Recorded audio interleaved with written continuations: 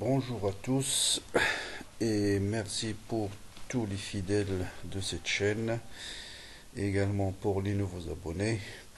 Aujourd'hui, je vais proposer une vidéo qui concerne un point extrêmement important qui est destiné aux étudiants du premier cycle universitaire, toutes sections confondues, soit MP, PC et également SVT sont concernés par cette vidéo. Donc, de quoi s'agit-il? On va s'intéresser à un problème de calcul de champ électrique par la fameuse théorème de Gauss. Donc, je vais expliquer ce théorème, comment l'appliquer et vous donner quelques exemples d'application. C'est un théorème extrêmement simple qui vous permet le calcul du champ électrique pour des systèmes compliqués, mais d'une façon extrêmement rapide par rapport à la méthode directe. Avant de parler de ce théorème, je vais faire un petit rappel sur la notion d'invariance et la notion de symétrie, qui sont également deux points extrêmement importants où les étudiants rencontrent beaucoup de difficultés à comprendre la notion de plan de symétrie, plan d'antisymétrie. Donc je vais vous montrer par des schémas simples qu'est-ce que c'est qu'un plan de symétrie, qu'est-ce que c'est qu'un plan de symétrie et en quoi ces plans vont nous aider à comprendre ce théorème. Bien, donc commençons par les règles de symétrie et les invariances. D'abord les invariances. Qu'est-ce qu'on appelle une invariance? Bon, je vais essayer d'utiliser un pointeur. Voilà. Donc, qu'est-ce qu'on appelle invariance, par exemple, par translation? Donc, supposons que vous avez ici un fil infini ou un cylindre infini, c'est la même chose. Supposons que vous avez un fil chargé avec la même densité de charge. Partout, vous avez des charges négatives ou un fil infini. Tout fil infini ou cylindre infini est invariant par translation suivant l'axe OZ. Ça signifie quoi? Si je prends un point M ici, supposons que vous êtes là, vous observez ce cylindre. Vous vous déplacez suivant Z avec une distance delta de Z, vous allez vous retrouver là. Est-ce que vous allez observer le même système? Bien entendu, vous observez toujours le même système. Ça veut dire tout simplement toutes les grandeurs physiques en ce point et en ce point ne doivent pas dépendre de cette opération qui est une translation, ça veut dire une variation de Z. Et donc, le champ électrique qui au départ dépendait des trois variables des coordonnées cylindriques R, θ et Z ne va plus dépendre de Z. Il va dépendre uniquement de R et de θ. Donc, voilà ce qu'on appelle l'invariance. Donc l'invariance, si je change une variable et le système physique ne change pas, j'observe toujours le même système. Imaginez par exemple ici c'est un fil qui est chauffé. Il émet la température d'une façon uniforme. Si vous êtes là ou bien là, vous allez ressentir la même température. Donc la température ne doit pas dépendre de Z.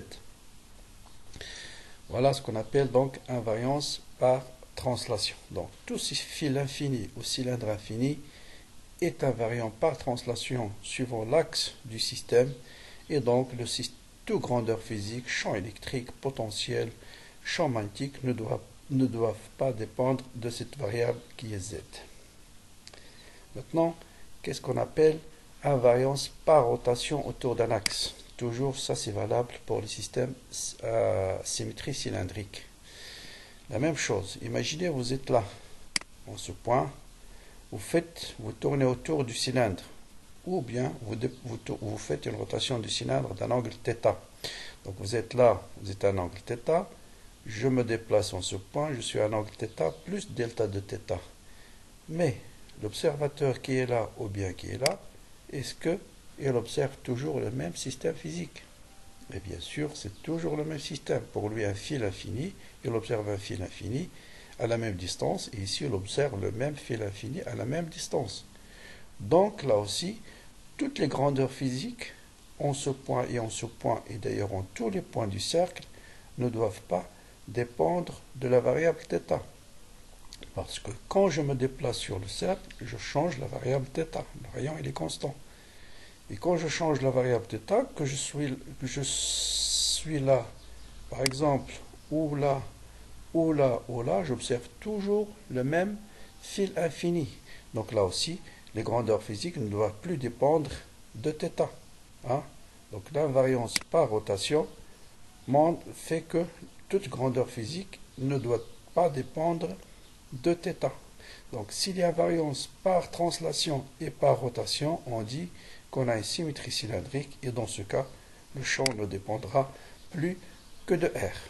Donc la même chose, hein, la notion d'invariance. Imaginez là aussi, vous avez un fil chauffé qui émet de la chaleur de façon uniforme. Bien sûr, plus proche du fil, ça va être très chaud, plus loin, moins chaud, et ainsi de suite. Mais si vous êtes à la même distance, vous allez ressentir exactement la même température. Donc, là aussi, vous êtes à la même hauteur H, vous allez observer la même température. Donc, on dit qu'il y a invariance par translation et par rotation. Pourquoi? Parce que si je change les variables θ et z, j'observe toujours le même système physique. Est-ce qu'il y a invariance par translation suivant l'axe ER? Bien sûr, il n'y a plus d'invariance suivant ER parce que ici, je suis très proche. Je vais sentir par exemple une forte chaleur. Ici, je suis très loin. Ici, je suis à l'intérieur du cylindre. Ici, je suis à l'extérieur. Donc, il n'y a plus d'invariance suivant ER. Par contre, vous avez invariance par translation et par rotation. Donc, voilà ce qu'on appelle l'invariance. Prenons maintenant, là, on a traité le système à symétrie cylindrique. Prenons maintenant le système à symétrie sphérique. D'abord, qu'est-ce que c'est qu'un système? Quand est-ce qu'on dit qu'un système est à symétrie sphérique? Si vous tournez le système autour de son centre et le système est invariant, ça veut dire que vous avez une symétrie sphérique. Imaginez, vous avez une sphère chargée avec la même densité. Bien sûr, il faut que ce soit la même densité, c'est-à-dire partout vous avez le même signe, partout négatif ou partout positif. Si vous tournez la sphère dans ce sens ou dans ce sens-là, pour quelqu'un qui est par exemple placé ici, il va observer toujours la même sphère. Dans ce cas, on dit qu'on a une symétrie sphérique. Donc, quel type d'invariance on a? Donc, je vous rappelle, les coordonnées sphériques, ce sont θ et φ. Pour un observateur qui est là, par exemple, bien qui est là. Supposons que vous êtes là. Hein, et vous tournez autour de la sphère dans ce sens-là. C'est-à-dire, je change la variable θ. Donc, vous êtes là, ou bien là, ou bien là. Est-ce que vous allez observer la même sphère? Bien sûr, vous allez observer toujours la même sphère.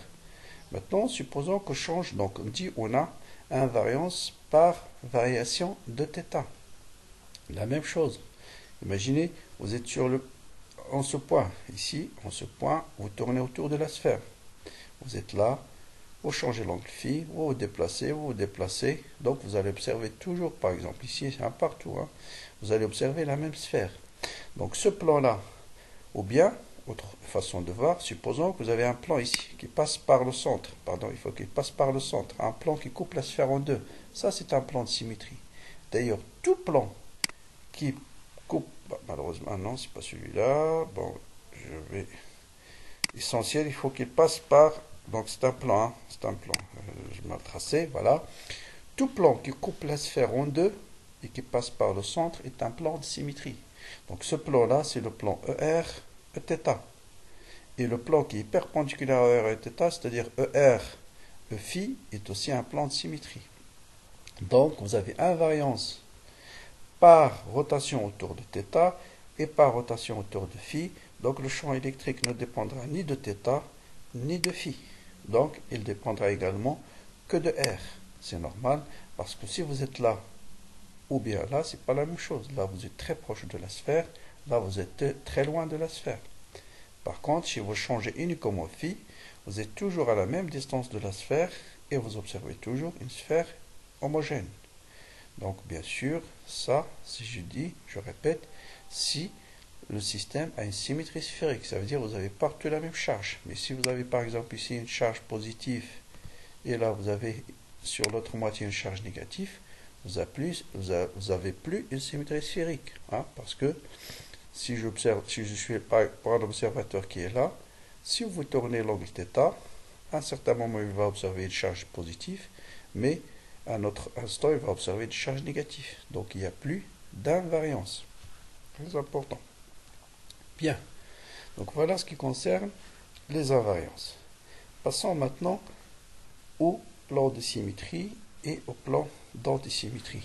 Qu'est-ce qu'on appelle un plan de symétrie pour un système physique? Bon, c'est extrêmement simple. Qu'est-ce qu'on appelle un plan de symétrie? Par exemple, ce plan en bleu, le plan OX ou Y, quand est-ce qu'on voilà une certaine distribution de charge? Quand est-ce qu'on va dire que OX ou Y est un plan de symétrie pour cette distribution de charge arbitraire? Si et seulement si, quel que soit le point P de l'espace, si vous prenez sens symétrique, si vous avez une charge Q au point P, vous devrez avoir la même charge, même valeur, même signe au point P'. Voilà ce qu'on appelle un plan de symétrie.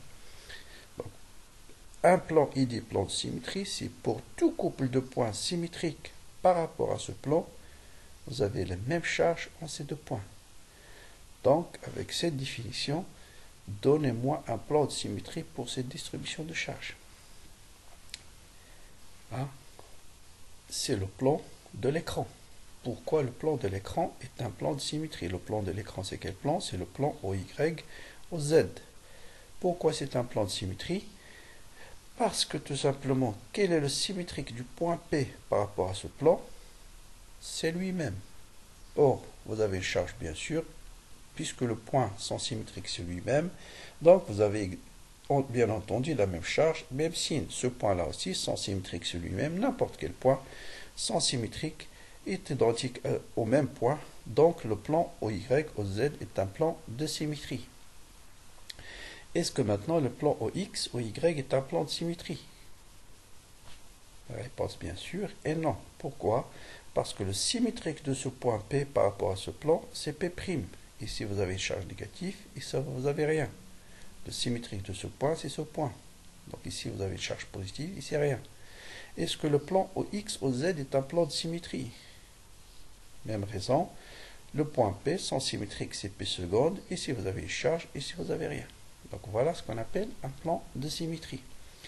Maintenant on va essayer de compléter cette distribution de charge pour que le plan EXY soit un plan de symétrie. Donc si j'ai une charge négative au point P, sans symétrique c'est P', je dois avoir la même charge au point P. La même chose, le symétrique de ces trois charges positives, ça va être trois charges positives à la même distance du plan. Et le symétrique de la charge négative, ce sera une charge négative. Le symétrique de cette charge positive, ce sera cette charge positive. Et dans ce cas-là, on va dire maintenant cette distribution de charge totale possède deux plans de symétrie. Il y a le plan de l'écran, qui est le plan EY, OZ, mais également il y a le plan OX, OY. Et d'accord? Bien. Est-ce que maintenant OY, OZ est un plan de symétrie? Toujours pas, parce que l'image de P, c'est P seconde. Il n'y a pas de charge en P seconde. Donc complétons ce système pour que cette fois-ci le plan OX, OZ soit également un plan de symétrie. Donc il suffit de mettre la même densité de charge de l'autre côté. Charge négative, charge positive, positive. P sans symétrique, c'est P seconde. Le point P contient une charge négative, le point P seconde contient une charge négative.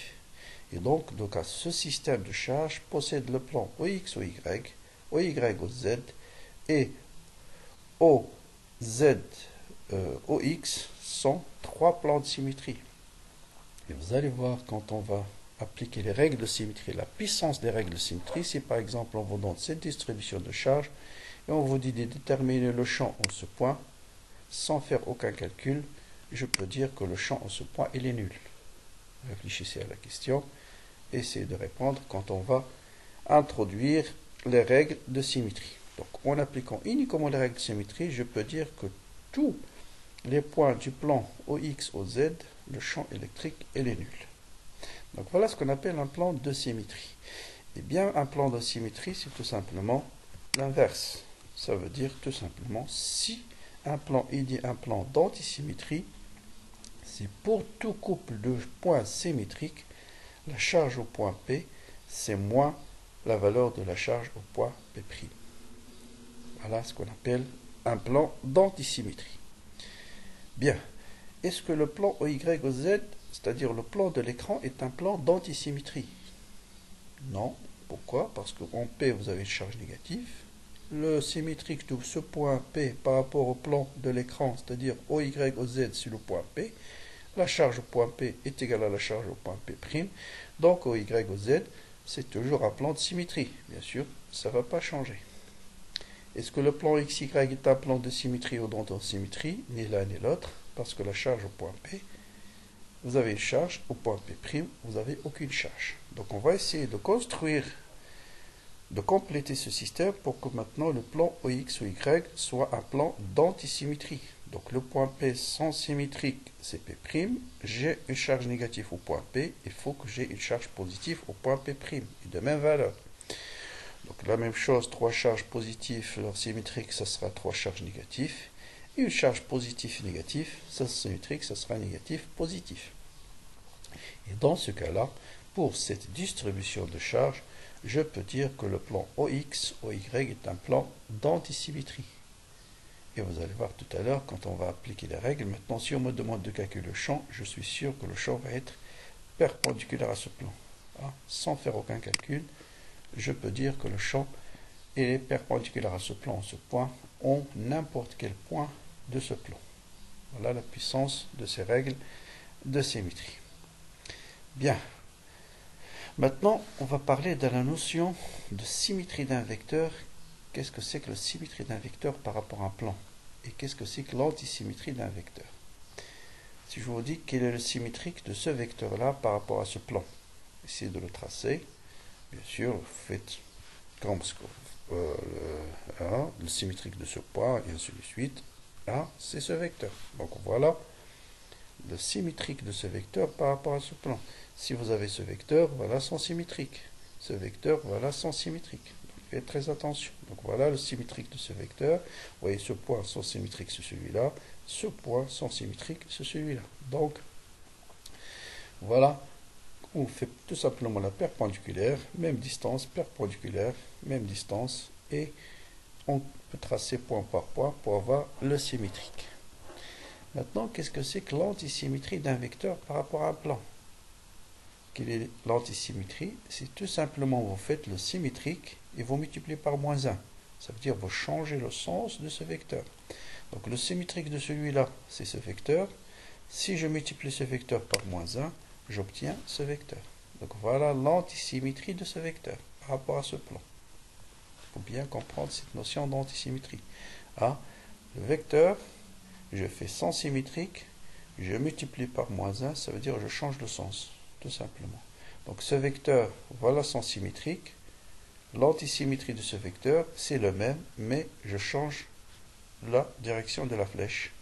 Voilà ce vecteur, sens symétrique, c'est celui-là. Donc celui-là, sens symétrique, c'est celui-là. Je change la direction de la vecteur. Ici celui-là, c'est dans l'autre sens. Celui-là, au contraire, il va être comme ça. Sens symétrique, plutôt, c'est celui-là. Donc il va être comme ça. Celui-là, il y a une erreur. Voilà son antisymétrie. Et non pas celui-là. Bien. Donc voilà ce qu'on appelle la notion de vecteur. Ça, c'est très important, surtout dans ce cas-là. Imaginez ici, vous avez un fil infini. Voilà un fil infini parcouru par un courant I, par exemple. Vous voyez que tout plan perpendiculaire au fil, c'est un plan d'antisymétrie. Parce que son point, on verra la notion de plan d'antisymétrie pour les courants, c'est le même pour que les charges, ça veut dire le courant en ce point et moins l'antisymétrie du courant au point P'. Vous voyez, ce courant-là, il est vers le haut. Si je représente le courant par ce vecteur, vous voyez bien que ces deux vecteurs sont antisymétriques. Donc ce plan-là, ce sera un plan d'antisymétrie pour les courants. C'est très important. Bien. Donc voilà la notion de symétrie d'un vecteur. Avec ça maintenant, on peut énoncer des règles de symétrie de façon générale. Donc voilà, donc je reviens maintenant. Voilà un système peut être aussi compliqué que vous voulez. Là, c'est deux types de charges. Négatif par exemple noir, positif gris clair. Vous voyez bien que ce plan-là est un plan de symétrie. Prenez n'importe quel point symétrique, vous avez la même charge. ici positif, positif. Ce point-là, sens symétrique, celui-là, négatif, négatif. Et qu'est-ce qu'elle vous dit la règle de symétrie? Que le champ en deux points symétriques sont eux-mêmes symétriques. Hein? C'est pourquoi j'ai introduit la notion de symétrie d'un vecteur. Ça veut dire si le champ au point P, au point M est dans ce sens-là, vous êtes sûr que le champ au point M', ça sera dans cette direction-là.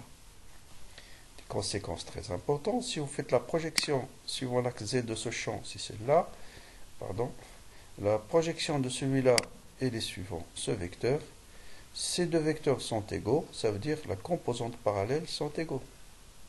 Hein, cette composante va être égale à cette composante. Voilà, composante parallèle au point M est égale à composante parallèle au point M'. Par contre, vous voyez bien que les composantes perpendiculaires de ce champ, celle-là est dans ce sens-là, celle-là est dans ce sens-là, ça veut dire les composantes perpendiculaires, il y a un signe moins. Ceci va avoir une conséquence importante si le point M maintenant appartient au plan de symétrie. Et c'est surtout ce cas-là qu'on va traiter. Donc chaque fois qu'on vous demande de calculer le champ au point M, on va chercher s'il y a des plans de symétrie qui passent par ce point M où on veut calculer le champ. Vous voyez, charge positive et charge positive, donc ça c'est un plan de symétrie. On a dit que les composantes perpendiculaires au point M et au point M' sont de signes opposés. Si le point M est égal au point M', un vecteur est égal à son opposé, ne peut être vrai que si ce vecteur est nul. Ça veut dire tout simplement, si un point M appartient au plan de symétrie, il n'aura qu'une seule composante, celle qui est parallèle au plan. Et donc, on va énoncer la règle, en tout plan de symétrie, tout vecteur polaire, ça veut dire champ électrique, vitesse, ce vecteur où il n'y a pas de produit vectoriel dans la définition, tout vecteur est contenu dans le plan de symétrie. Voilà la règle importante à retenir. Si un système admet un plan de symétrie, le champ électrique il est contenu dans le plan de symétrie. Conséquence, je peux dire tout de suite sans faire aucun calcul que la composante perpendiculaire au plan de symétrie est nulle. Supposons qu'on j'ai ici deux charges positives et on me demande de calculer le champ en ce point. Je suis sûr que la composante perpendiculaire est nulle sans faire aucun calcul et que le champ doit être suivant cet axe-là, par exemple l'axe OZ. Mais un champ qui est dans ce plan, par exemple, imaginons un vecteur qui est dans ce plan, il peut être dans cette direction, il peut être dans cette direction. Ces deux vecteurs-là appartiennent au même plan. Donc un seul plan ne permet pas de déterminer la direction exacte. Il faut deux plans de symétrie. Donc pour déterminer la direction du champ électrique, il faut déterminer, on a besoin de deux plans. Et si j'ai deux plans de symétrie qui passent par le même point, le champ électrique va appartenir à l'intersection de ces deux plans. Voilà ce qu'on appelle un plan de symétrie. Et bien maintenant, le plan d'antisymétrie, c'est l'inverse. Nous avons défini ce que c'est qu'un plan d'antisymétrie. Voilà par exemple un plan d'antisymétrie. Par exemple, je commence là d'abord. Un plan d'antisymétrie. Vous avez une charge négative, sens symétrique, c'est positif. Positif, sens symétrique, c'est négatif. Et la règle, c'est quoi? Par rapport à un plan d'antisymétrie, le vecteur au point M, c'est moins le symétrique au point M'. Ça veut dire tout simplement, c'est l'antisymétrie du vecteur. J'ai déjà expliqué ce que c'est que l'antisymétrie d'un vecteur. D'accord? Si le vecteur en ce point est dans cette direction-là, vous faites d'abord sens symétrique, ensuite vous multipliez par moins 1. Donc voilà, si j'ai un champ électrique dans ce sens-là, je suis sûr que le champ en un point symétrique par rapport à un plan d'antisymétrie va être dans ce sens-là. C'est-à-dire, je fais sens symétrique et je multiplie par moins 1. C'est les conséquences qui nous intéressent. Vous voyez maintenant que les composantes perpendiculaires sont les mêmes. D'accord. Par contre, c'est les composantes parallèles au plan d'antisymétrie. Voilà la composante parallèle du premier champ et voilà la composante parallèle du deuxième champ. Et vous voyez qu'il y a un signe moins maintenant dans les composantes parallèles.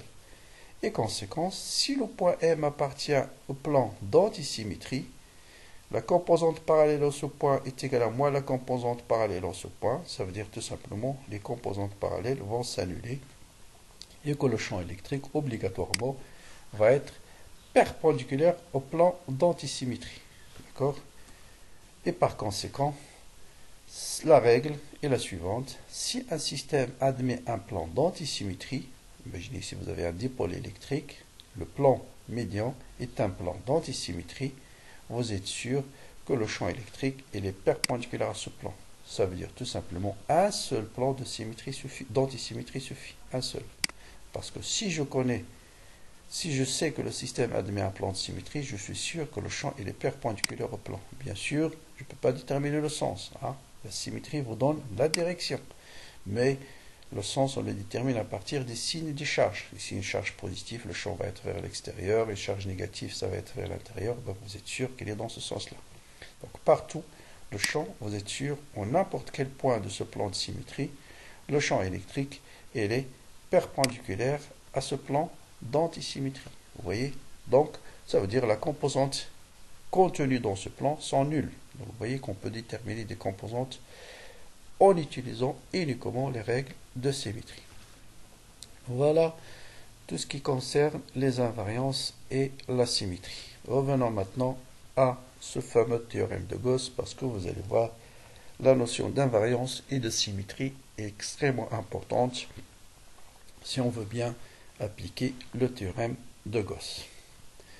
Il y a deux choses qui interviennent dans le théorème de Gauss. Il y a ce qu'on appelle le vecteur surface et le flux d'un vecteur. Qu'est-ce que c'est que le flux d'un vecteur d'une façon générale? Imaginez, vous avez dans cette région de l'espace un champ vectoriel quelconque. On va prendre le champ électrique.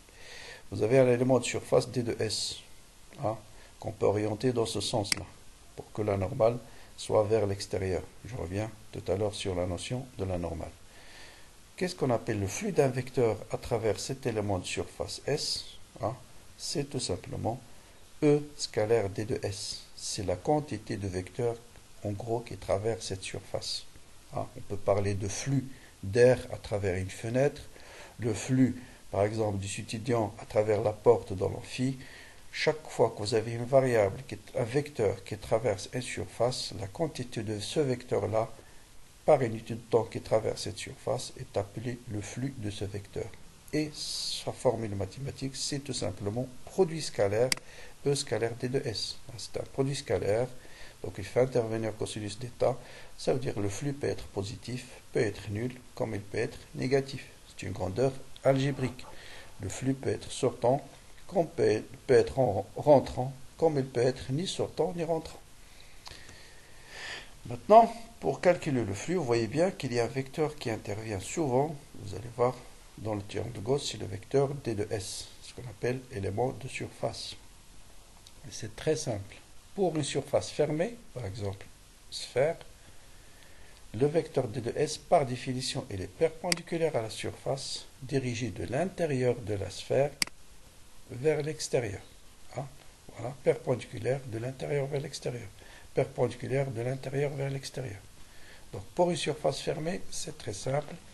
Le vecteur D de S, c'est toujours perpendiculaire à la surface de l'intérieur vers l'extérieur. Bon, pour une surface ouverte, mais on ne va pas l'utiliser dans le théorème de Gauss, ça dépend de l'orientation du contour qui entoure cette surface-là. Si le contour est dans ce sens-là, vous faites la règle du tire-bouchon, vous tournez dans ce sens-là, vous ouvrez la bouteille, donc le vecteur D de S, ça va être vers le haut. Si vous tournez dans le sens inverse, vous fermez la bouteille, donc le vecteur D de S, ça va être vers le bas. Donc A, c'est le D de S en fait, c'est l'air, en anglais on le note T de A. D'accord? Donc vecteur D de S, pour une surface ouverte, ça dépend de l'orientation du contour, mais ça ne va pas nous intéresser dans le théorème de Gauss. Pour le surface fermée, c'est toujours perpendiculaire à la surface de l'intérieur vers l'extérieur. Voilà un exemple. Supposons ici vous avez un rectangle, bien carré, et vous avez ici des particules qui se déplacent avec une vitesse V. On peut parler de flux de ces particules à travers ce cadre-là. Orientons par exemple ce cadre dans ce sens-là pour que la normale soit dans ce sens-là. Vous voyez dans ce cas-là, le vecteur V il est perpendiculaire à D de S, donc le flux est maximal. Vous voyez, le maximum de particules vont traverser ce rectangle. Si le rectangle fait un angle θ, le flux, moins de particules qui vont traverser ce rectangle, le flux c'est Vs cosinus θ. Si le vecteur D de S, donc on va orienter le contour dans ce sens-là, Bien sûr, le vecteur d de s, on a dit, c'est perpendiculaire à la surface. Vous voyez bien que d de s, il est perpendiculaire à v, et aucune particule ne va traverser ce cadre-là, et dans ce cas-là, le flux est nul. Vous voyez un peu la notion de flux. Il peut être maximum, et là, c'est le minimum. Eh bien, on arrive maintenant au théorème de Gauss. Avant de l'énoncer, on va essayer de faire un calcul très simple. Calculer le flux d'un vecteur champ électrique créé par une charge, prenant une charge ponctuelle qui est placée au centre ici. Je trace une sphère de rayon petit r. Je représente le vecteur d de s sur chaque élément de la surface. Voilà d de s de l'intérieur vers l'extérieur, de l'intérieur vers l'extérieur, de l'intérieur vers l'extérieur. Et en symétrie sphérique, vous savez que d de s, d de s c'est un vecteur qui est suivant ER. Bien. Le champ électrique pour une charge ponctuelle, on l'a déjà calculé, c'est Q sur 4pi epsilon 0, E sur R carré. C'est un vecteur qui lui-même suivant ER. Ça veut dire en chaque point de la sphère, vous avez E parallèle à d de s. Donc le produit scalaire, on enlève le vecteur. Comme le champ ici ne dépend que de R, l'intégrale ici, on va la faire sur une sphère de rayon constant. Donc le champ il est constant. Je le sors de l'intégrale. La surface d'une sphère, c'est 4pi r carré. Si vous multipliez maintenant E par 4pi r carré, vous allez obtenir Q sur epsilon 0. Donc on voit que le flux du champ créé par une charge ponctuelle à travers une surface fermée est égal à la charge à l'intérieur de la sphère, c'est la charge Q, divisé par epsilon 0. Bien sûr, ce n'est pas une démonstration, mais c'est juste une vérification du théorème qu'on va énoncer. Vous voyez que le flux d'un champ électrique à travers une surface fermée, c'est la charge intérieure divisée par epsilon 0, et c'est l'énoncé du théorème de Gauss.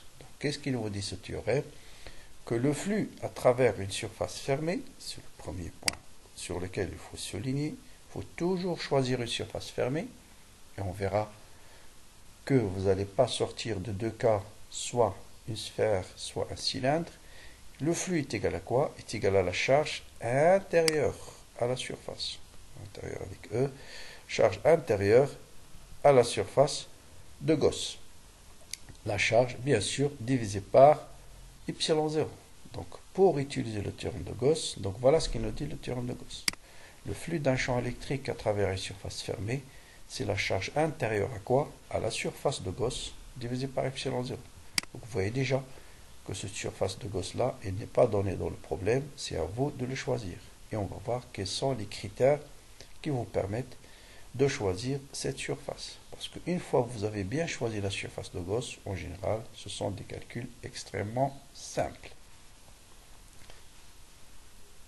Je vais vous donner quelques conseils très précieux pour appliquer le théorème de Gauss. Avant de faire aucun calcul, on détermine d'abord la direction du champ électrique en utilisant la symétrie. Donc la symétrie vous permet de déterminer facilement le champ est-ce qui est suivant quel vecteur unitaire. Et ça, c'est très important, c'est l'un des critères qui va permettre de choisir correctement votre surface de Gauss. Deuxième point, on utilise aussi les invariances. Parce que les invariances, vous allez voir leur rôle, c'est dans les calculs, ça vous permet de savoir quand est-ce que le champ est constant et quand est-ce que le champ n'est pas constant. Une fois qu'on définit la surface fermée de Gauss, qui est une surface fermée, comment la choisir? Il faut la choisir de façon que le calcul soit le plus simple possible du flux de champ électrique. Donc, en général, on prend une sphère pour un problème à symétrie sphérique. Donc ça c'est très simple, si on donne 10 sphères chargées une à l'intérieur de l'autre, c'est même pas la peine de réfléchir. La surface fermée qu'il faut choisir, c'est une sphère. Mais dans les autres cas, souvent, c'est un cylindre. Chaque fois que vous avez un champ qui est suivant une direction fixe, champ qui garde une direction fixe, on verra le cas d'un cylindre, fil infini, plan infini, ce sera une symétrie cylindrique, ça veut dire la surface de Gauss, ce sera un cylindre. Et toujours la surface de Gauss, il ne faut jamais la prendre confondue avec la surface chargée. Par exemple, je prends la surface de Gauss, c'est une sphère de rayon petit r quelconque. Un cylindre, c'est un cylindre de rayon r quelconque, on verra les applications. Et de hauteur petit h. Et c'est la dernière étape qu'il faut passer au calcul de flux. Donc ne se lancez jamais dans le calcul sans faire aucun schéma. D'abord, représentez le système chargé, représentez votre surface de Gauss.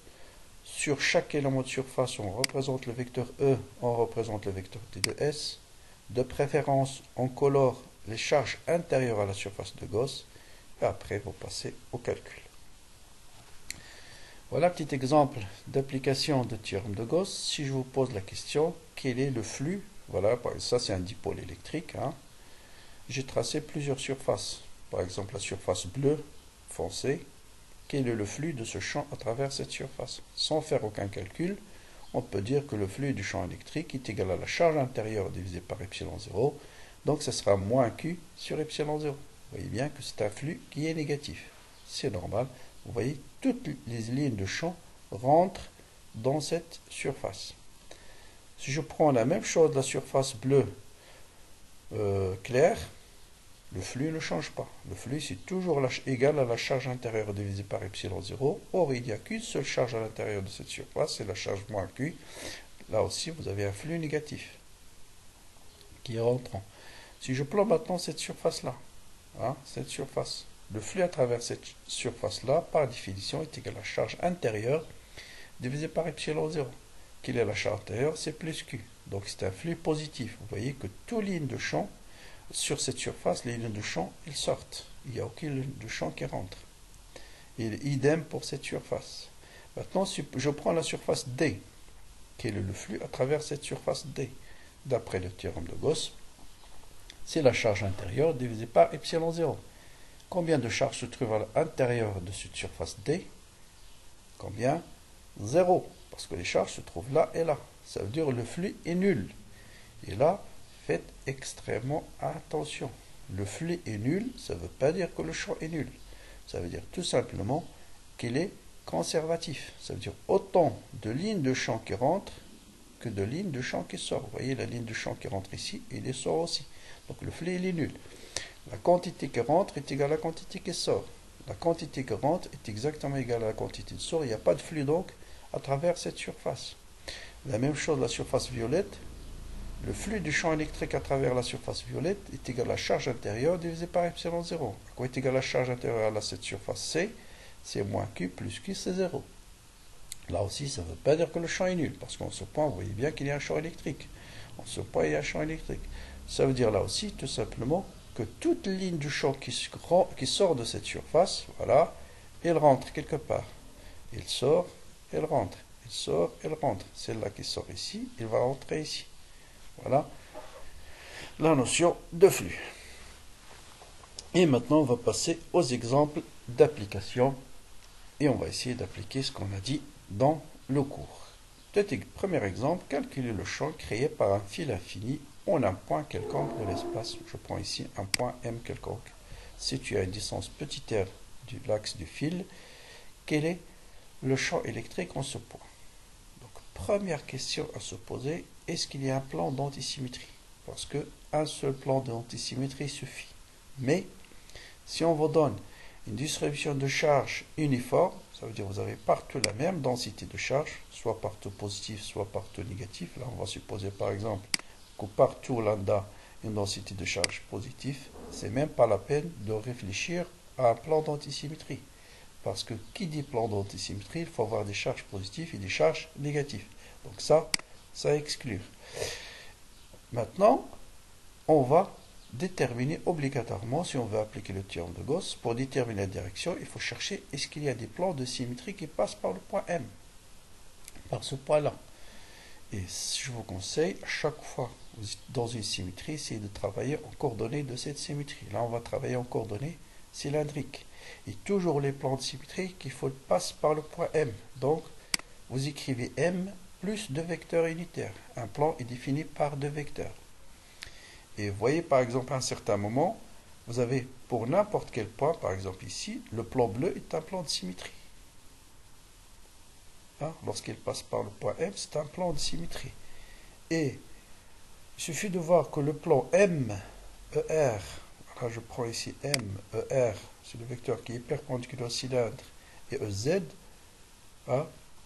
n'importe quel plan qui contient l'axe du fil est un plan de symétrie. Donc en particulier, le plan ER et EZ, c'est le plan en rouge qui se balade, mais à un certain moment, lorsqu'il est fixe par rapport à ce point, c'est un plan de symétrie.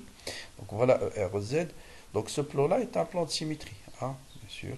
Et la même chose, le plan ER, Eθ, c'est-à-dire le plan qui est perpendiculaire au fil, est aussi un plan de symétrie.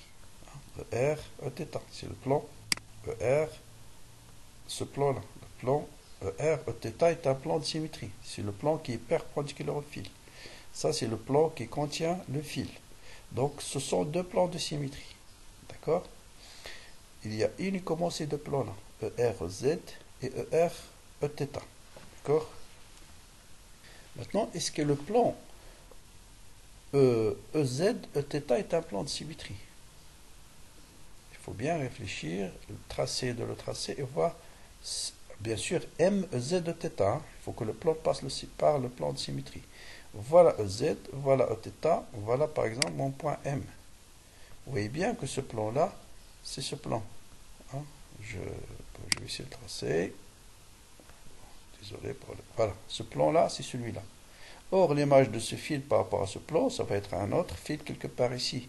Donc, le M, EZ, Eθ n'est pas un plan de symétrie. Donc, vous avez uniquement deux plans. Le plan ER-EZ qui contient le fil et le plan ER-Eθ qui est perpendiculaire au fil. Hein, parce que par rapport à ER-Eθ, un point M ici, sont symétriques c'est là, puisque le fil est infini, donc c'est un plan de symétrie. Par contre, pour le plan ER-Z, l'image de ce point, c'est lui-même. L'image de ce point, c'est lui-même. Et donc, c'est aussi un plan de symétrie. Et par conséquent, le champ appartient à l'intersection de ces deux plans. Quelle est l'intersection de ces deux plans? C'est le vecteur ER, c'est le vecteur ER. Donc, sans faire aucun calcul, je suis sûr que le champ créé par un plan infini va être suivant ER. Bien sûr, c'est algébrique. Plus ER ou moins ER, c'est le signe des charges. Donc la symétrie vous donne la direction. C'est très important. C'est juste la direction.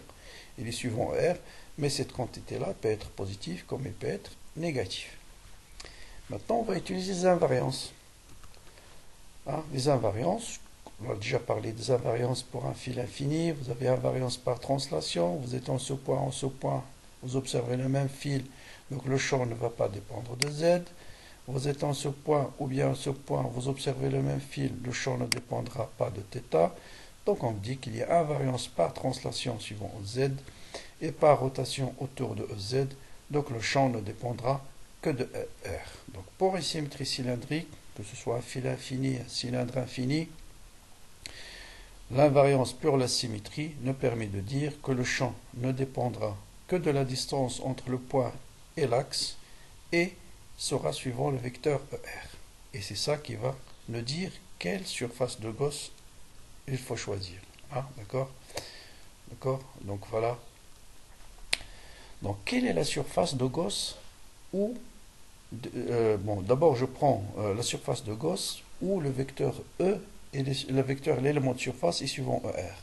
Bon, bien sûr, c'est la surface latérale. Bien sûr, ER du coordonnée cylindrique. Ne pas confondre ER du coordonnée cylindrique et le vecteur ER du coordonnée sphérique. Donc l'élément de surface, la surface suivant laquelle son élément de surface est suivant R, c'est la surface latérale d'un cylindre.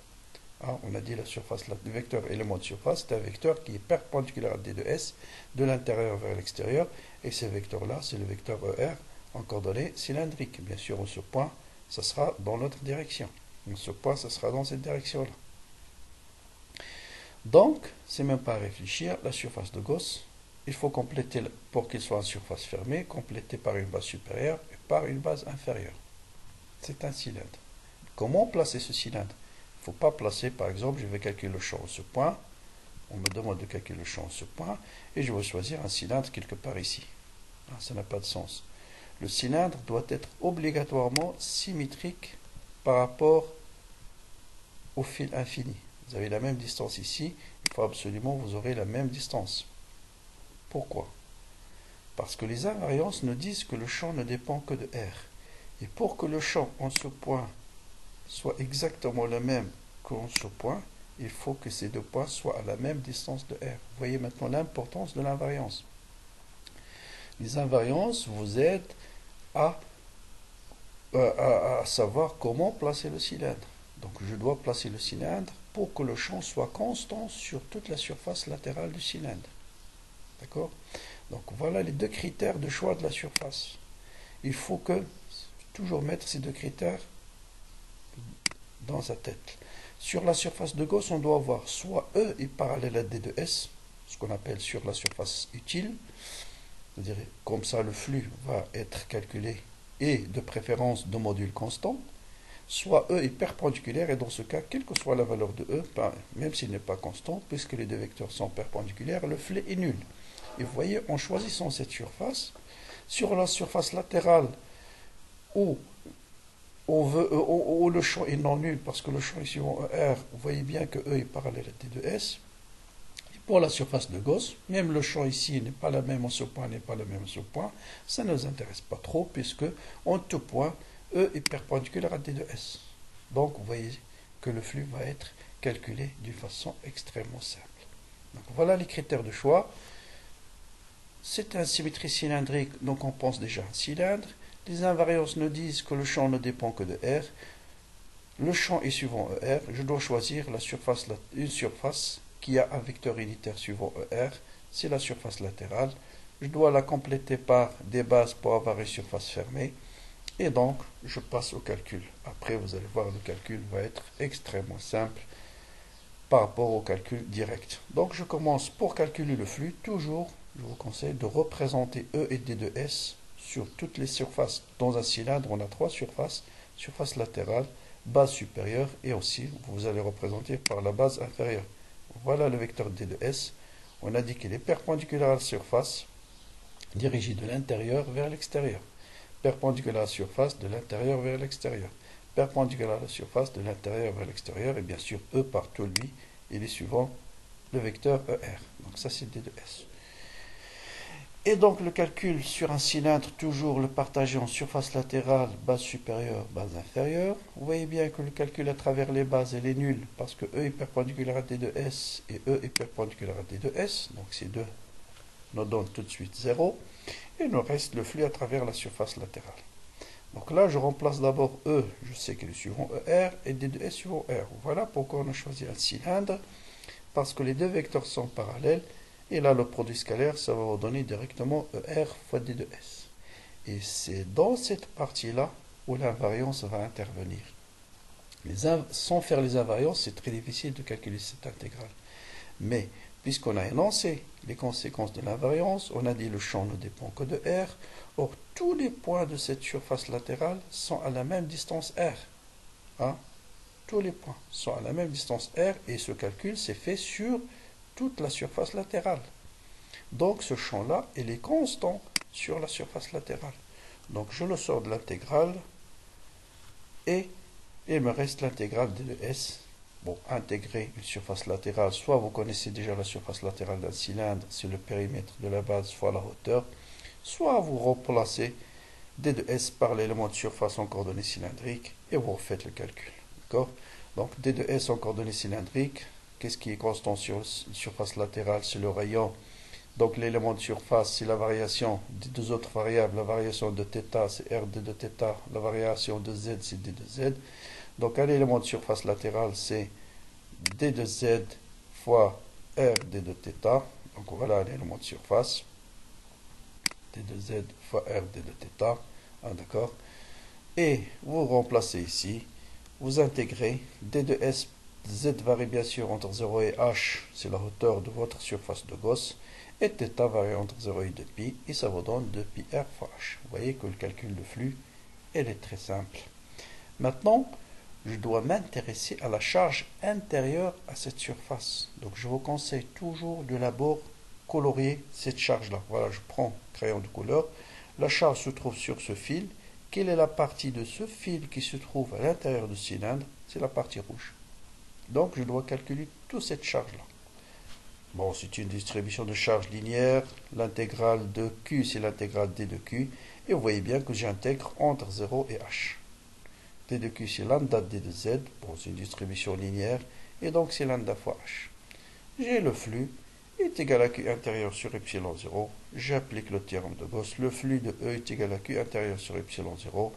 Je remplace Q intérieur par lambda fois h. En simplifiant par h, vous avez le champ électrique créé par un fil infini. Vous voyez que le calcul est extrêmement simple par rapport à la méthode directe où il fait beaucoup d'intégrales. Là, il suffit de bien représenter la surface de Gauss, de bien comprendre la notion de flux, de bien savoir qu'est-ce que c'est que la charge intérieure, et vous avez le champ électrique.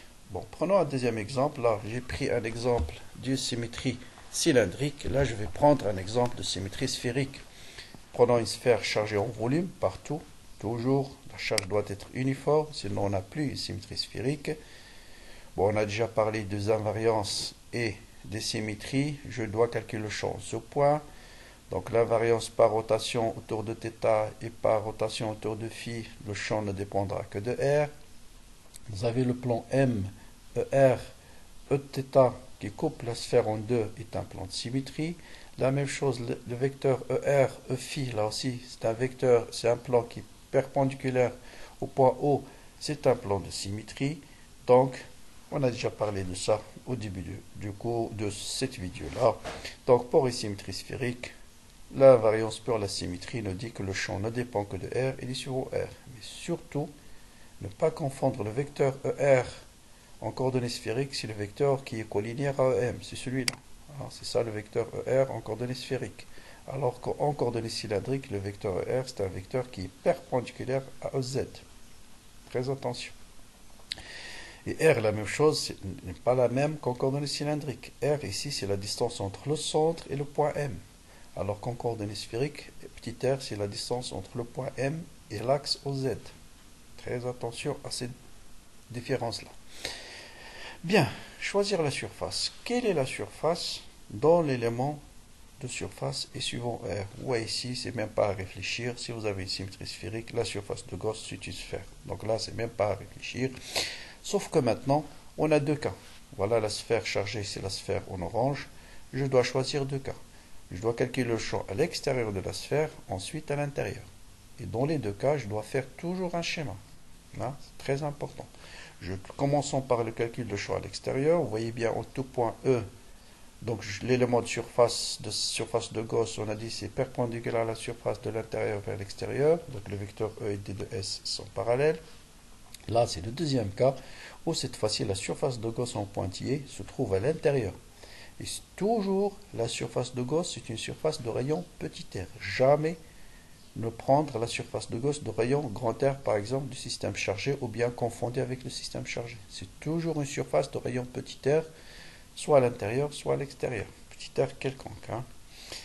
Bien, là, le premier cas, R supérieur à grand R, R inférieur à grand R. On va calculer le flux. Le flux, vous le faites une seule fois. Soit dans ce cas-là, ou bien dans ce cas-là, il va avoir toujours la même forme. Donc le flux ici, vous allez voir, c'est extrêmement simple. C'est E scalaire D de S. E est parallèle à D de S de même sens, donc j'enlève les vecteurs. Et là aussi, c'est dans cette étape-là où l'invariance va jouer un rôle. Sans les invariances, on n'a pas le droit de faire ça. Pourquoi? Parce que les invariances nous disent que le champ ne dépend que de R. Si je fais l'intégrale ici ou là, c'est toujours sur des sphères de rayon constant. Puisque le champ ne dépend que de R, le champ il est constant. Et il me reste l'intégrale d de S. Soit vous travaillez en coordonnées sphériques, soit vous connaissez déjà la surface d'une sphère en coordonnées. La surface d'une sphère, c'est 4πr². Donc voilà le flux. Là. Donc vous le faites une seule fois, soit R supérieur, soit R inférieur, c'est toujours E fois 4πr². Maintenant, on doit calculer la charge intérieure à la surface de Gauss. Donc vous voyez ici, dans ce cas-là, si on vous dit la charge totale sur Q, on peut dire tout de suite la charge intérieure à cette surface, c'est la charge totale. Ou bien on va la calculer en fonction de R, c'est ρ d de V, mais faites très attention, je dois intégrer entre quoi et quoi? Entre 0 et grand R. Parce que la charge se trouve uniquement entre 0 et grand R. Ici, dans cette partie-là, il n'y a pas de charge. La charge se trouve uniquement entre 0 et grand R. Donc cette intégrale, c'est ρ 4 pi 4 tiers PR au cube. Maintenant, Si R est inférieur à grand R, là, faites très attention, la partie chargée, c'est toujours la partie orange, la sphère surface de Gauss, c'est la surface en bleu. Quelle est la charge intérieure cette fois-ci? Faites très attention, l'intégrale se fait entre 0 et petit r. Hein? Ici, c'est chargé, entre là et là, c'est chargé, mais c'est à l'extérieur de la surface de Gauss. C'est à l'extérieur de la surface de Gauss. Donc, intérieur, ça sera uniquement 4 tiers P petit r au cube. Vous voyez un peu la différence entre l'extérieur de la sphère et à l'intérieur de la sphère. Après, on fait le flux est égal à ça sur epsilon 0 et vous avez directement le champ à l'extérieur et le champ à l'intérieur. Si on fait une représentation graphique, vous voyez bien que entre 0 et grand R, le champ est de la forme A fois R, c'est une droite qui passe par l'origine. À l'extérieur, il varie en 1 sur R carré, en 1 sur R, et le champ il est continu à la surface de la sphère. Et ça, c'est valable pour toute distribution volumique. Le champ est continu à la surface de la sphère. Quand on passe de l'intérieur à l'extérieur de la sphère, le champ électrique il est continu. Très bien. Bon, on va encore traiter un autre exemple aussi important et classique, c'est le système du plan infini, chargé avec une densité surfacique. Là, on va travailler avec une charge surfacique. On va travailler avec une distribution linéique, volumique. Maintenant, voilà un exemple de distribution de charge surfacique. Supposons qu'on vous dit de calculer le champ en ce point-là. Donc là aussi, puisque la charge est uniforme, je ne vais même pas penser à des plans d'antisymétrie. Je dois chercher deux plans de symétrie qui passent par le point M. Et toujours les plans de symétrie commencent par M. Parce que s'il y a un plan de symétrie, ici il ne passe pas par M, bon, le plan c'est le plan chargé en bleu. Par exemple, le plan OX ou Y, c'est un plan de symétrie. Parce que l'image d'un point, c'est lui-même. Mais ce plan ne passe pas par le point M. Donc ça ne m'intéresse pas pour le calcul du champ au point M. Quels sont les plans de symétrie qui passent par le point M? Il y a le plan M, Y, Z. Il coupe le plan en deux parties identiques parce que le plan est infini. Et bien sûr, il y a aussi le plan M, X, Z. Le plan qui coupe aussi le plan en deux est un plan de symétrie. Donc ces deux plans-là sont des plans de symétrie. Leur intersection, c'est l'axe OZ. Bon, je peux vous donner une indication supplémentaire pour le champ électrique. S'il y a un axe de symétrie, vous êtes sûr que le champ appartient à l'axe de symétrie aussi. Donc vous voyez que OZ, c'est un axe de symétrie. Donc, on peut dire tout de suite aussi, bon, c'est une règle que je n'ai pas énoncée tout à l'heure, mais vous pouvez l'utiliser. Si un système admet un axe de symétrie, vous êtes sûr que le champ est suivant l'axe de symétrie. Bon, mais on peut utiliser juste les plans de symétrie et les plans d'antisymétrie. Donc, le champ est suivant OZ. Maintenant, les invariances. Vous voyez bien que si je me déplace suivant l'axe des X, j'observe toujours le même plan infini. Suivant l'axe des Y, si je me déplace suivant l'axe des X, toujours j'observe le même plan infini. Donc a priori, le champ ne dépendra ni de X ni de Y. Il va être éventuellement suivant OZ. Donc les invariances nous disent que le champ est suivant OZ. Très attention là aussi. Ça peut être suivant plus EZ, moins EZ. Ça dépend des signes des charges. Et la symétrie. Les invariances suivant OZ et la symétrie, la direction suivant OZ et les invariances ne dépendent que de Z. Bien. Quelle est la surface de Gauss dont le vecteur surface est suivant OZ et qui passe par ce point? Suivant OZ, ça ne peut être par exemple qu'un carré, un rectangle ou bien un disque. Si je prends un disque ici, le vecteur D de S est perpendiculaire à OZ, à la surface, donc va être suivant OZ. Donc, il faut imaginer la surface de Gauss, un disque, ici. Mais pour avoir une surface fermée, je dois compléter par une surface latérale, ici, et par un autre disque. Là aussi, il ne faut pas placer le cylindre n'importe comment. Par exemple, si je prends un cylindre ici, hein, je vais tracer, hop. Est-ce que ce cylindre est adapté pour calculer le champ électrique? Je vous laisse réfléchir. Vous allez voir bien sûr que ce ne sera pas le cas. Hein? On verra pourquoi. Pourquoi? Parce que les règles de symétrie nous disent que le champ ne dépend que de Z. Donc le champ en ce point n'est pas le même en ce point. Et donc dans le flux, à la limite, il va me donner par exemple le champ E2 moins E1 égale à quelque chose. Hein?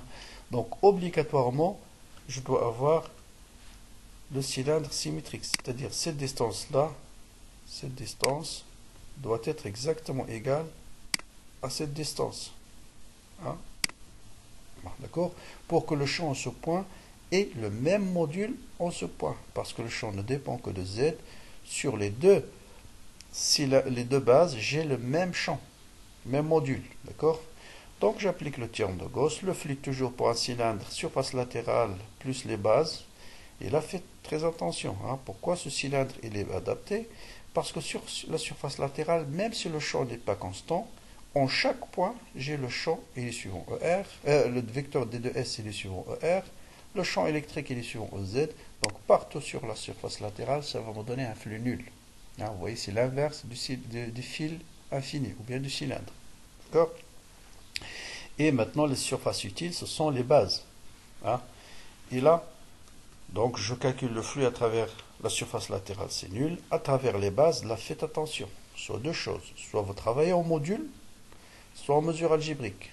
Moi, je préfère utiliser en mesure algébrique, même si le module, parfois, aussi, il est beaucoup plus simple. Là, ce que j'ai fait ici, j'ai travaillé en module, parce que j'ai pris déjà E.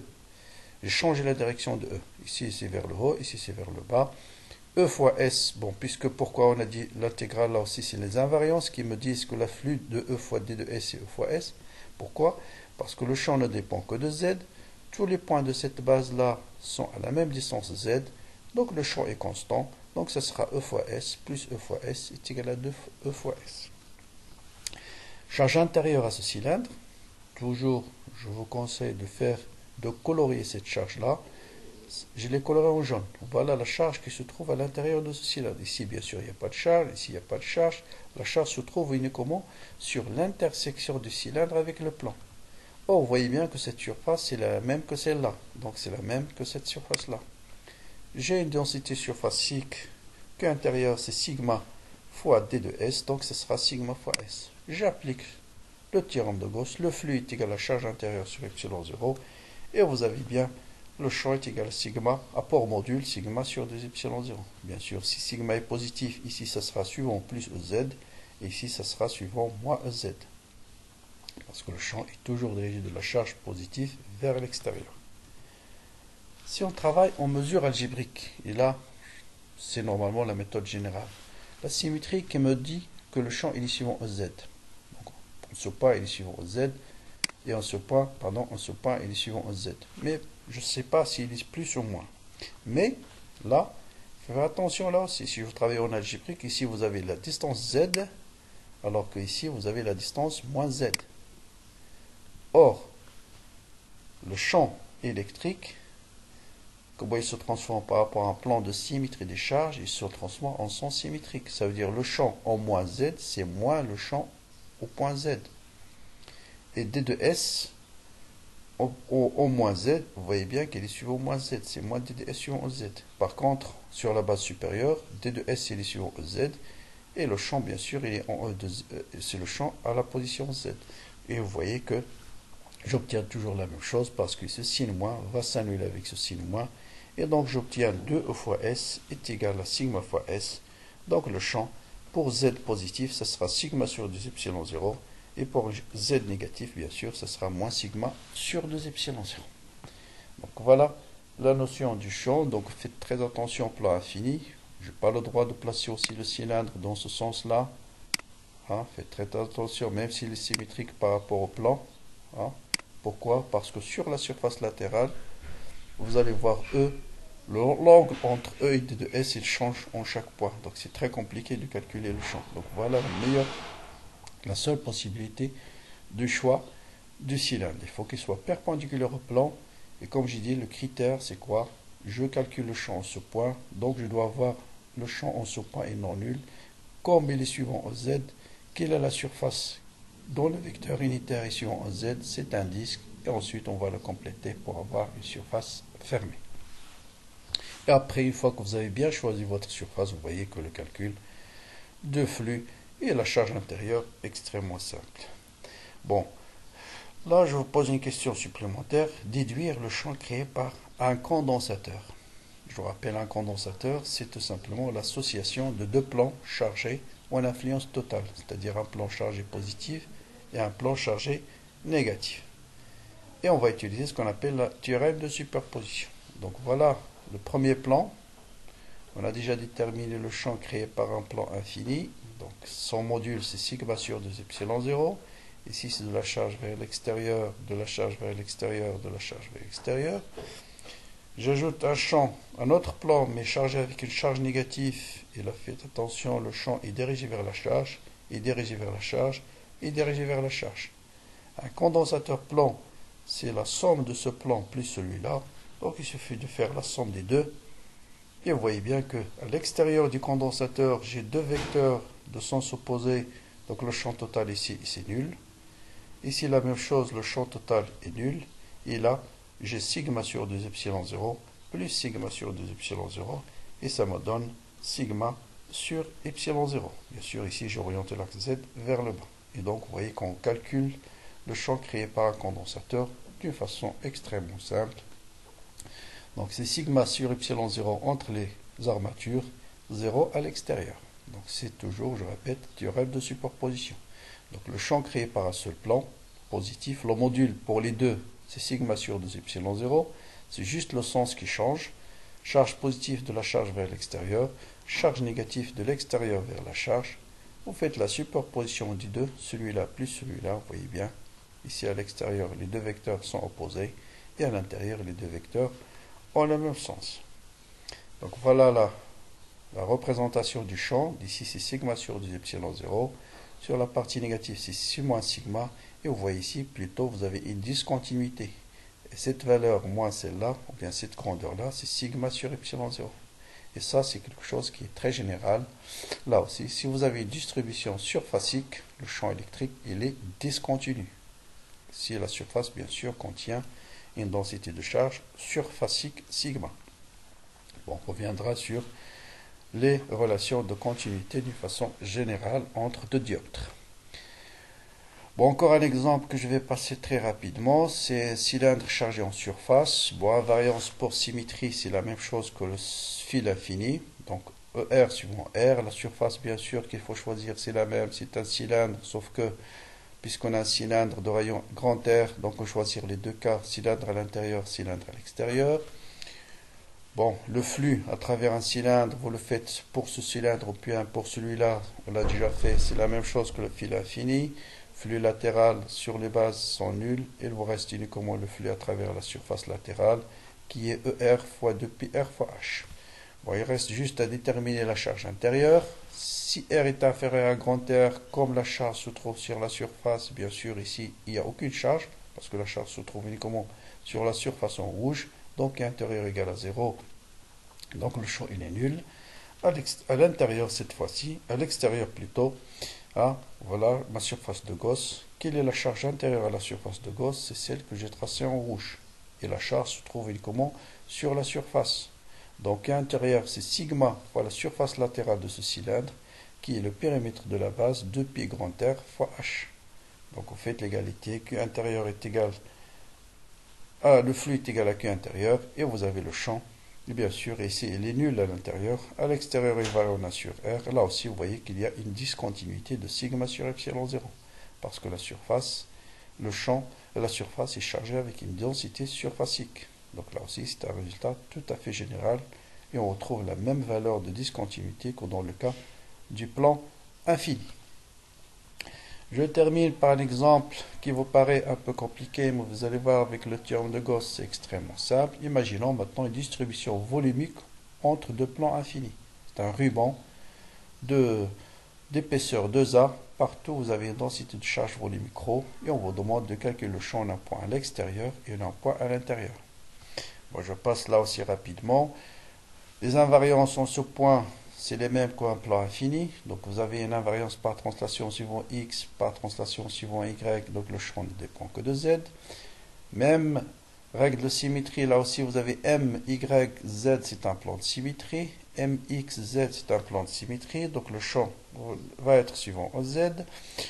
La surface de Gauss, c'est toujours un cylindre, mais là aussi pour les mêmes raisons, puisque le champ ne dépend que de z, il faut le choisir symétrique par rapport au plan OXY. Si je veux calculer le champ à l'extérieur, je prends un cylindre à l'extérieur. Si je veux calculer le champ à l'intérieur, je prends un cylindre à l'intérieur. Bon, le flux, on l'a déjà calculé, c'est le même que plan infini. Flux latéral, c'est nul. Flux à travers la base, c'est 2 fois S. J'ai déjà expliqué pourquoi j'ai le droit de sortir E de l'intégrale. Donc, il me reste juste à déterminer la charge intérieure à ce cylindre. Donc là aussi, toujours, je vous conseille de la colorer. Voilà, je le colore en jaune, la charge intérieure. Donc, je dois calculer cette charge-là. Et puisque ρ est uniforme, ça sera Q intérieur, c'est l'intégrale ρ d de V. Ρ fois ce volume-là. Ce volume, c'est la surface de la base fois la hauteur. La surface de la base, c'est S, et la hauteur, c'est 2A. Donc de là à là, c'est 2 petits A. Ah, d'accord? Donc vous appliquez le théorème de Gauss. E fois 2S est égal à sur epsilon 0. Et donc vous voyez bien que le champ est constant. Ρ fois A sur epsilon 0. Si maintenant on veut déterminer le champ au point à l'intérieur, voilà ma surface de Gauss. Donc le flux, bien sûr, ne va pas changer. Et je dois calculer cette quantité-là. Donc j'ai pris ici le point à une distance Z. Je dois calculer le champ en un point M situé à une distance Z quelconque. Et vous voyez bien que la surface de ce cylindre, le volume de ce cylindre, c'est la surface de base fois la hauteur qui est de Z. Faites très attention, la hauteur dans ce cas-là, ce sera de Z. Après, vous remplacez par non, ça est égal au flux, et vous avez que le champ est égal à ρ fois Z sur epsilon 0. Vous voyez la puissance de théorème de Gauss, si vous avez compris, vous pouvez répondre à n'importe quel problème extrêmement rapidement en choisissant correctement la surface de Gauss et en choisissant, calculant exactement, mais toujours faire un schéma. Toujours, toujours. Hein. Toujours, par exemple, pour faire à l'extérieur, il faut faire ce schéma. À l'intérieur, faire ce schéma. Représenter E, D de S, colorier la charge. Et pour le calcul, c'est toujours l'intégrale lambda d de L, sigma d de S, au ρ d de V sur l'élément de longueur ou le volume que vous avez colorié. Bon, voilà la variation de champ en fonction, ça c'est le champ électrique bien sûr, en fonction de Z. Hein, d'accord. Donc vous voyez, dans le volume, c'est linéaire, à l'extérieur, il est constant. Donc là aussi, là on a une distribution qui est continue, parce qu'on a une distribution volumique. Vous voyez bien qu'au fur et à mesure que l'épaisseur se réduit, on va avoir une discontinuité. Bon, voilà un peu tout. J'espère que vous avez maintenant des armes nécessaires pour répondre à n'importe quel problème de calcul de champ électrique en appliquant le théorème de Gauss. Bon, je termine juste par quelques formules de l'électrostatique d'une façon générale. Donc, théorème de Gauss, je l'applique dans ce cours-là sous forme intégrale, mais vous pouvez l'appliquer sous forme locale, c'est-à-dire je peux calculer le champ dans une sphère, par exemple symétrie sphérique, en appliquant juste cette équation locale, c'est-à-dire je dois calculer les divergences en un point, soit à l'intérieur, soit à l'extérieur, et faire, bien sûr, ça suppose déjà, vous avez appliqué l'invariance et la symétrie, comme ça, divergence, il va vous rester par exemple un seul terme, vous intégrez et vous déterminez E. Nous, on l'a utilisé dans cette vidéo-là, on a appliqué toujours la forme intégrale, juste en remplaçant Q par l'intégrale ρ d de V, et le flux d'un vecteur, d'après le théorème de Green-Ostrogradski, c'est divergence de E d d'auto, faites l'analogie. Donc voilà comment on passe de la forme intégrale à la forme locale. Donc ça, c'est l'une des 4 équations de Maxwell qu'on aura l'occasion de voir dans un autre chapitre. Bon, l'équation de Poisson, ça vient aussi de l'équation entre le champ électrique et le potentiel. Vous savez que le champ électrique dérive d'un potentiel, c'est moins gradient de V. Si j'utilise la forme locale de théorème de Gauss, je remplace E par moins gradient de V, sachant que divergence de grade, c'est le Laplacien, et on arrive à l'équation de Poisson qui est valable si ρ est différent de 0. Si ρ égale à 0, ça devient l'équation de Laplace, Laplacien de V égale à 0. Là aussi, je peux calculer le potentiel en utilisant ces équations locales. Enfin, sur les relations de continuité, bon, il faut savoir que le champ électrique, en général, dans un milieu A, a une composante tangentielle et une composante normale à la surface, bien sûr. Quand est-ce qu'on parle de la relation de continuité? Lorsque je traverse un dioptre, je passe d'un milieu 1 à un milieu 2. Bon, ces relations auront un rôle aussi important quand vous allez étudier la propagation des ondes électromagnétiques entre deux diélectriques ou bien un diélectrique et un conducteur. Voilà. Bon, la démonstration peut passer rapidement. Vous choisissez juste un contour de hauteur h tend vers 0. La circulation à travers la surface latérale égale à 0. Ici, il va vous rester E tangentiel fois D de L. Ici, moins E tangentiel fois D de L dans le milieu 2, hein, parce que D de L a changé de sens. Puisque la circulation d'un champ électrique est nulle, vous voyez que vous avez continuité de la composante tangentielle. Donc, voilà ce qu'il faut retenir. Si je traverse deux milieux, j'ai toujours continuité de la composante tangentielle, c'est-à-dire sur cette surface-là, la composante tangentielle de ce champ doit être égale à la composante tangentielle de ce champ dans le milieu 2.